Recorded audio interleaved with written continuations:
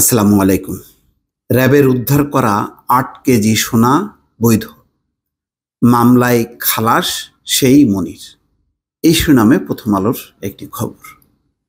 এর আগে অস্ত্র মামলায় খালাস দেওয়া হয়েছে, এখন এই সোনা চোরাচালান যেটি বলা হচ্ছিল, যার নামই হচ্ছে গোল্ডেন মনির, সেই সোনাও হচ্ছে বৈধ এবং যথারীতি আদালত খালাস দিয়েছে। রাষ্ট্রপক্ষ প্রমাণ করতে, অর্থাৎ তাদের অভিযোগের প্রমাণ দিতে ব্যর্থ হয়েছে, ফলে আদালত খালাস দিয়েছে।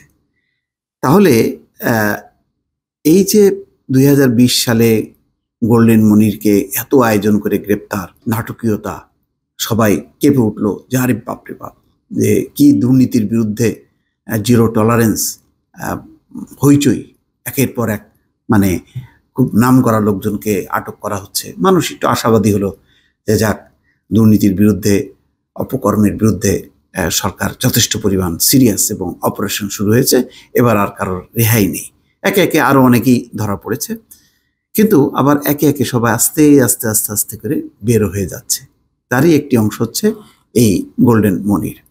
তাহলে মাঝে মধ্যে যে কিছু কিছু মানুষকে নিয়ে যে হইচই তোলা হয়, যেমন সম্প্রতি এখন একজনকে নিয়ে খুব হইচই হচ্ছে, ভয়ঙ্কর প্রকৃতির মানুষ, সাইকোপ্যাথ, ভয়ঙ্কর একটা লোক। পরে কি দেখা যাবে যে এটাও কি সেই একই ঘটনার পুনরাবৃত্তি?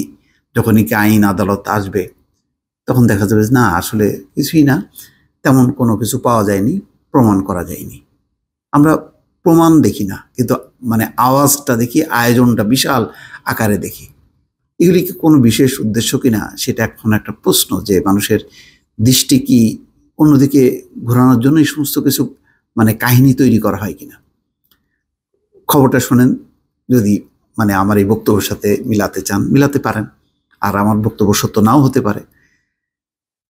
এখানে বলা হচ্ছে খবরে যে অস্ত্র আইনের মামলার পর এবার বিশেষ ক্ষমতা আইনে করা মামলা থেকে খালাস পেলেন মনির হোসেন ওরফে গোল্ডেন মনির। ঢাকার 7ম অতিরিক্ত মহানগর দায়রা জজ তেহসিন ইফতেখার গত রোববার এই রায় দেন। সোনা ও টাকা উদ্ধারের ঘটনায় বিশেষ ক্ষমতা আইনের মামলাটি করা হয়েছিল।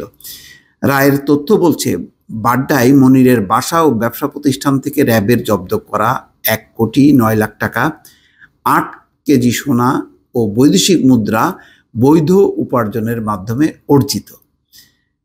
রাষ্ট্রপক্ষ মনিরের বিরুদ্ধে আনা বিশেষ ক্ষমতা আইনের অভিযোগ প্রমাণে চূড়ান্তভাবে ব্যর্থ হয়েছে। তাহলে কথা হলো, 2020 সালে অভিযান চালানো হলো তার বিরুদ্ধে, আজকে 4 বছর। তাহলে কি এমন অভিযোগ ছিল, কি তথ্য প্রমাণের ভিত্তিতে এই আইন শৃঙ্খলা বাহিনী অভিযানটা চালালো, আর এই 4 বছর তাকে প্রমাণ করতে হলো যে না, এই অভিযোগ সত্য না। এর ক্ষতিটা এই যে 4টা বছর ধরে বুঝলাম যে গোল্ডেন মনির নিরপরাধ, তাহলে নিরপরাধ ব্যক্তি যে 4 বছর ভুগলো, 4 বছর লাগলো তার প্রমাণ করতে, এর খেসারত কে দেবে? এর ক্ষতিপূরণ কিভাবে হবে? আমি জানি না মানে আদালতের কোনো এতে আছে কিনা, যে এটার কোনো রেমিডি আছে কিনা, বা এর মানে ক্ষতিপূরণের কোনো বিষয় থাকবে কিনা। রায়ের বিষয়ে আসামি পক্ষের আইনজীবী আশরাফুল করিম জানান, মনির আদালতের কাছে ন্যায় বিচার পেয়েছেন। অবশ্য রাষ্ট্রপক্ষে মামলা পরিচালনাকারী পাবলিক প্রসিকিউটর মোহাম্মদ মাহবুর রহমান দাবি করেন, রায়ে ন্যায় বিচার প্রতিষ্ঠিত হয়নি। তিনি জানান, মামলাটিতে একজন পুলিশ কর্মকর্তা আদালতে সাক্ষ্য দিয়েছেন। তিনি মনিরের সম্পদের মালিকানা যাচাইয়ের পর আদালতে প্রতিবেদন দিয়ে জানিয়েছেন, মনিরের টাকা ও প্রতিষ্ঠান থেকে র্যাবের জব্দ করা সম্পদ বৈধ। রাজধানীর মেরুল বাড্ডায় 2020 সালের 20 নভেম্বর অভিযান চালিয়ে মনিরকে গ্রেপ্তার করে র্যাব। সেই সময় একটি বিদেশি পিস্তল, 4 লিটার বিদেশি মদ, 32টি নকল সিল, 8 লাখ টাকার বেশি মূল্যমানের বৈদেশিক মুদ্রা, বিপুল স্বর্ণালঙ্কার ও 1,09,00,000 টাকা জব্দ করার কথা জানানো হয়। তাহলে এই সবগুলির কি কারবার, মানে এগুলির কোনটা বৈধ কোনটা অবৈধ বোঝা যাচ্ছে না। এখন দেখা যাচ্ছে সব আস্তে আস্তে বৈধ। এর মধ্যে এই ঘটনায় অস্ত্র ও মাদক ও বিশেষ ক্ষমতা আইনে বাড্ডা থানায় 3টি মামলা করা হয়। পরে মানি লন্ডারিং প্রতিরোধ আইনের আরেকটি মামলা করে পুলিশের অপরাধ তদন্ত বিভাগ সিআইডি। দুর্নীতি দমন কমিশন মনিরের বিরুদ্ধে জ্ঞাত আয় বহির্ভূত সম্পদ অর্জনের মামলা করেছিল।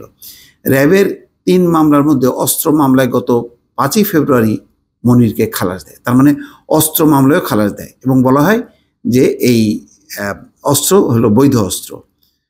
তো এখন এরপর গত রোববার খালাস পেয়েছেন বিশেষ ক্ষমতা আইনের মামলায়। র্যাবের করা মাদক মামলার সাক্ষ্য গ্রহণ চলছে। সিআইডি মামলার তদন্তাধীন, দুদকের মামলাটি বিচারাধীন। আচ্ছা, তদন্তাধীন একটা আছে আর একটা বিচারাধীন আছে, দেখা যাক। তো আসল জিনিসগুলো খালাস পেয়ে যাচ্ছে।